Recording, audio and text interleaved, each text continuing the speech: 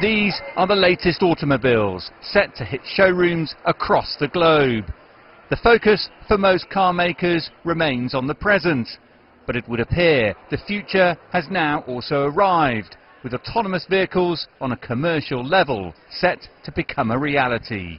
I think 2018 is going to be remembered as the year when these science projects start to turn into commercial reality.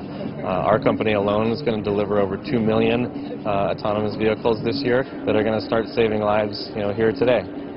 Well, all across this event there are examples of that autonomous vision. This is an autonomous truck. No driver at the front means there's more space for goods at the back. The company says the trucks will be in operation on Swedish roads later this year, having already signed a deal with a supermarket chain to deliver goods to stores. The truck will work autonomously, although it can be controlled remotely should any issue occur. Instead of having the driver in this driving seat be removed and it's now controlled remotely. So we are using autonomous drive and self-driving, but we also still have the operator and remote control of the vehicle. In the US, General Motors hopes to launch a fleet of robo-taxis next year, while Ford will advance the testing of self-driving cars this year ahead of a ramping up to full-scale production. Listen, we're looking at autonomy as an opportunity. Our timing for launch, actually, at scale is still in 3 years, in 2021, but we have vehicles already being tested that you'll see them in different places in the U.S. Today. The pace has left governments in a scramble to keep up. U.S. Transportation Secretary Elaine Chao says the federal government will introduce updated autonomous guidelines this summer in an effort to modernize regulations.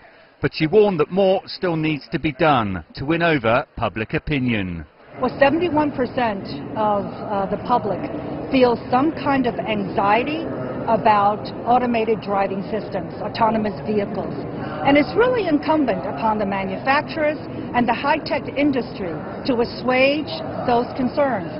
Consumer acceptance will be the constraint to their growth.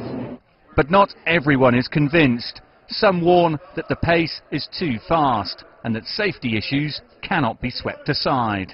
Well, there are different levels of autonomous cars, and the auto industry is saying we're jumping right into level 4, which means no brake pedals, no steering wheel, no gas pedal. And so therefore we need an exemption from safety standards. Well, I don't think that's right. In many ways, this is almost like an attempt to deregulate auto safety for the first time since 1966 when the law was first passed.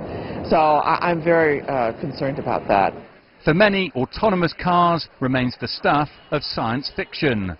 But the message from this auto show is clear. The era of driverless vehicles has arrived.